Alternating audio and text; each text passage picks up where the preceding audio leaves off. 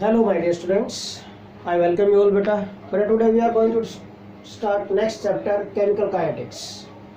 Chemical kinetics में बेटा हमें आज फर्स्ट टॉपिक डिस्कस करना है rate of reaction and its types. ठीक है, सिंपल बिल्कुल. तो देखिए first of all we are going to discuss what do mean by chemical kinetics. पहले इसी को डिस्कस करते हैं कि केमिकल काइनेटिक्स क्या होता है. What do mean by chemical kinetics, ये क्या होता है. काइनेटिक्स का मीनिंग होता है इन मोशन, है ना, फिजिक्स में आप स्टडी करते हैं. अब मोशन में क्या, chemicals in motion. Chemicals in motion का मतलब क्या है कि केमिकल्स और chemical substances when react with each other then they can convert from one substance to or they can convert in another substances. different substances में convert हो सकते हैं. इसी को हम बोल रहे हैं केमिकल काइनेटिक्स. सो जब डिफरेंट सब्सटेंसेस में कन्वर्ट होंगे तो क्या होंगे वहाँ पर केमिकल रिएक्शंस आते हैं. केमिकल रिएक्शन से कुछ ना कुछ तो स्पीड होगी. तो स्पीड ऑफ रिएक्शन होती है, उसी को हम रेट भी बोलते हैं. यहाँ पर स्पीड ऑफ रिएक्शन को क्या बोलते हैं, रेट बोलते हैं बेटा, रेट ऑफ रिएक्शन. ओके, तो केमिकल काइनेटिक्स क्या है फिर. ये ऐसी ब्रांच है केमिस्ट्री की which deals with the study of rate of reaction, factors affecting rate of reaction and mechanism of this reaction बेटा इज कॉल्ड केमिकल काइनेटिक्स. तो सिंपल डेफिनेशन बिल्कुल क्या होगा, the branch of chemistry which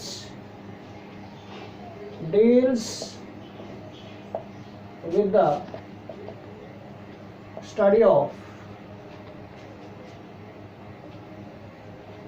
rate of reaction, factors affecting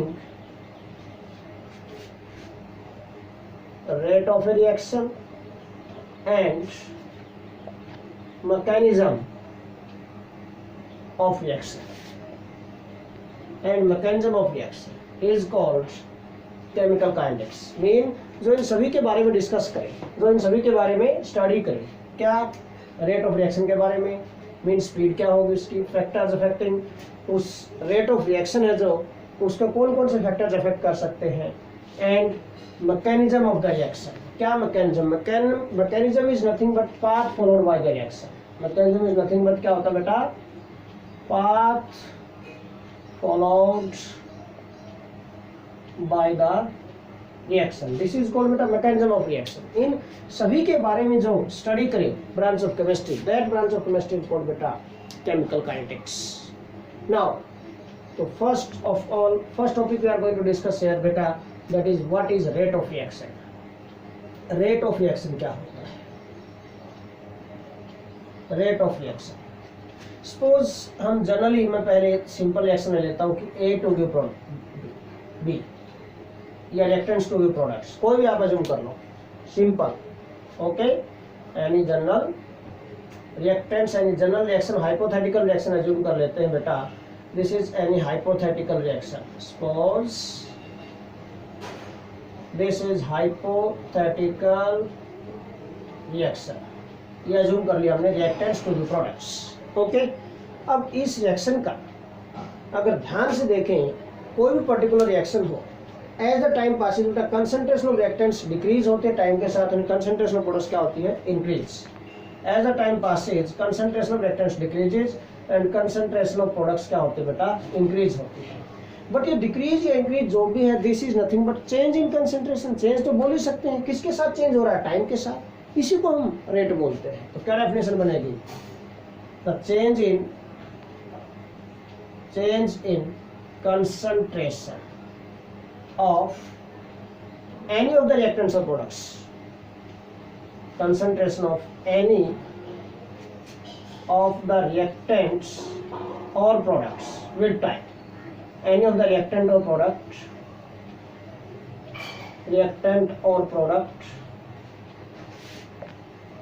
with time is called rate of the reaction. The change in concentration of किसका change in concentration in point of any of the reactant or product, किसी का भी change in concentration of any reactant or product with time, है ना, any बोल देते हैं simple. change in concentration of any reactant or product with time is called rate of the reaction. इसी को हम rate of the reaction बोल सकते हैं बेटा. तो देखिए कंसंट्रेशन ऑफ रिएक्टेंट टाइम के साथ क्या होती है, decrease. Concentration of products time के साथ क्या होती है, इंक्रीज. मीन अगर हमें रेट लिखना हो यहाँ पर, rate of this reaction is equal to क्या होगा, decrease in concentration, decrease in concentration of reactants और टाइम टेकर, यही होगा, is equal to concentration of products क्या होते हैं बेटा, increase in concentration of products और time taken, simple, with time के साथ तो यही हुआ। ठीक है भाई, डिक्रीज या इंक्रीज, डिक्रीज को साइन क्या लेंगे, नेगेटिव लेंगे, डिक्रीज इन कंसंट्रेशन है, चेंज तो है ही ये, दिस इज चेंज, चेंज का सिंबल डेल्टा ले लिया, change in concentration of R, और टाइम टेकन तो change in time delta T.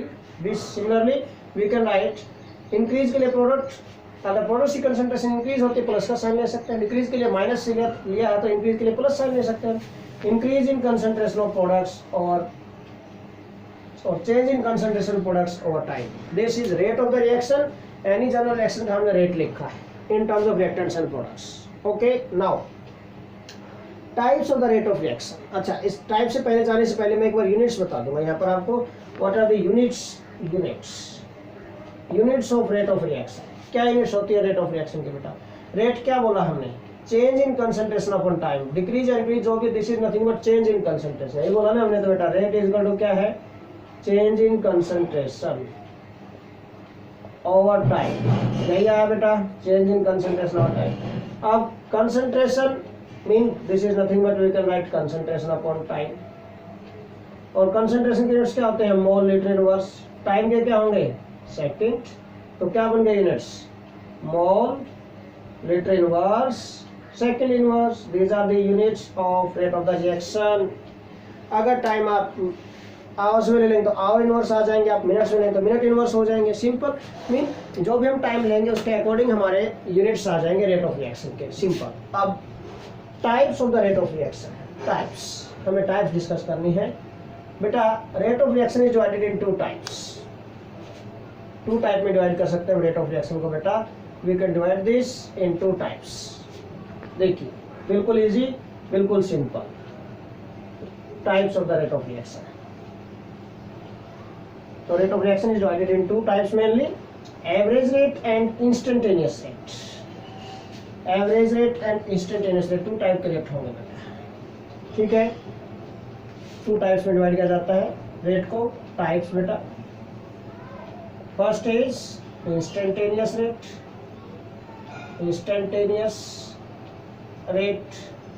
And second we can discuss बेटा average rate, average rate of the reaction. तो टू टाइप के rate होते हैं, instantaneous rate and average rate. Instantaneous rate is represented by R instantaneous this, and average rate is represented by R A B, इसे represent किया जाता है।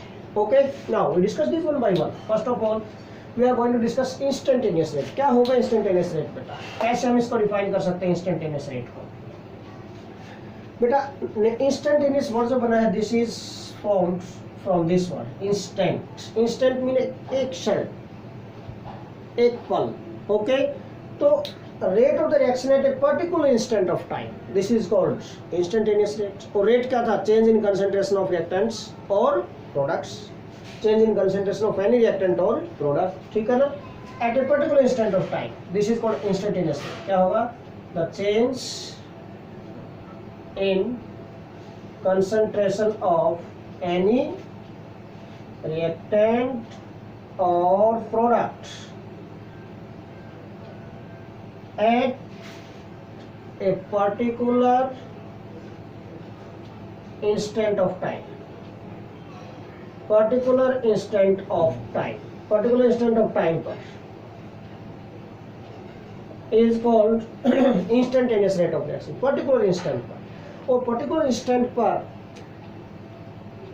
Particular instant पर जो चेंजेस होते हैं स्मॉल चेंजेस होते हैं, ध्यान रखना हमेशा, जो चेंजेस होंगे चेंजेस आर स्मॉल, और स्मॉल चेंजेस के लिए जो सिंबल हम यूज करेंगे, स्मॉल चेंजेस के लिए जो सिंबल हम यूज करेंगे स्मॉल चेंजेस का, दैट इज बेटा स्मॉल डी।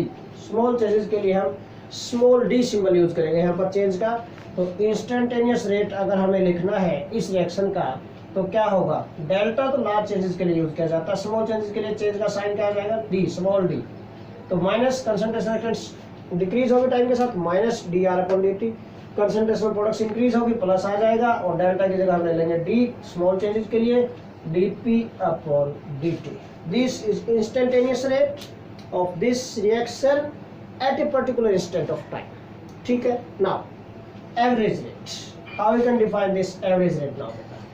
एवरेज रेट को डिफाइन, एवरेज एक गिवन टाइम इंटरवल में होता है ना। मान लिया आपकी क्लास में बेटा 40 स्टूडेंट्स है और अब कोई आपसे पूछे कि बेटा एवरेज वेट बताओ अपनी क्लास का, तो एवरेज वेट कैसे कैलकुलेट करेंगे?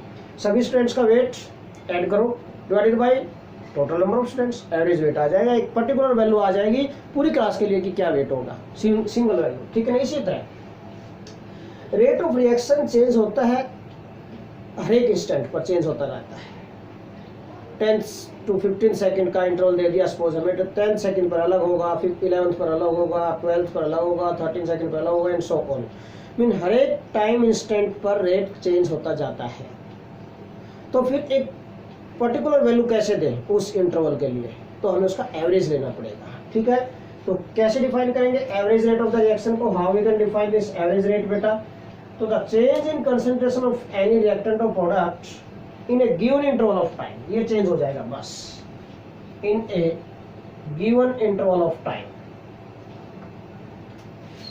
इन a given interval of time.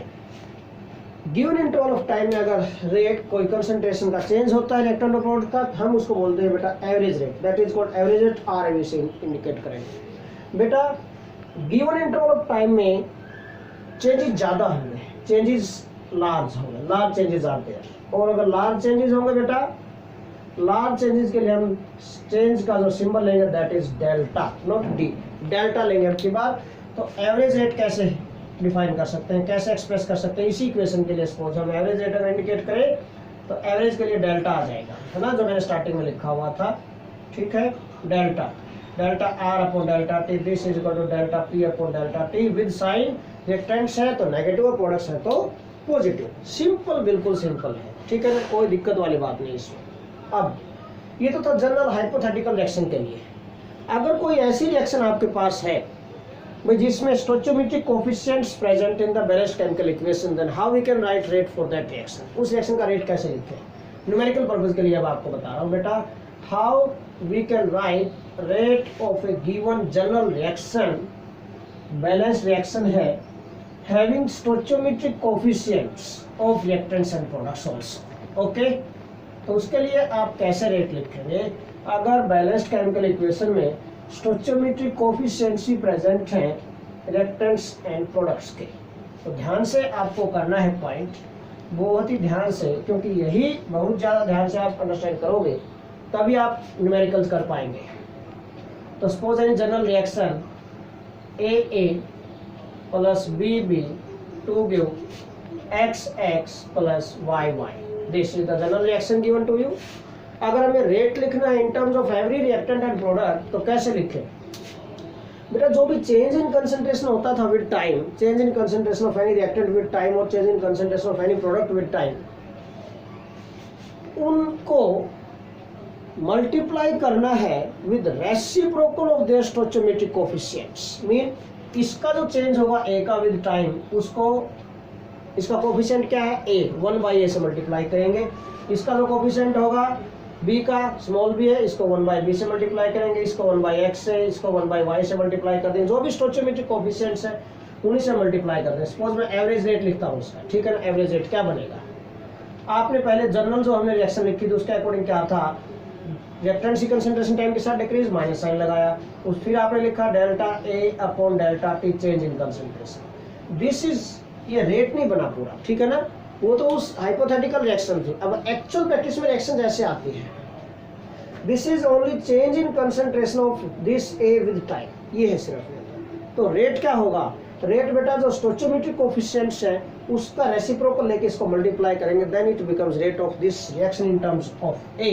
Mean A का रेसिप्रोकल क्या आएगा? 1/a से मल्टीप्लाई कर दिया, minus 1/a into change in concentration of A upon change in time. Similarly this क्या होगा? Minus 1/b into change in concentration of b और change in time. Similarly this क्या होगा? प्लस प्रोडक्ट की concentration time के साथ increase होगी, plus 1/x into change in concentration of x over change in time is equal two plus 1/y into change in concentration of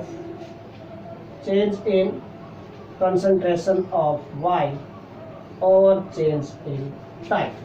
In this way beta you can write rate of every reaction in terms of reactants and products.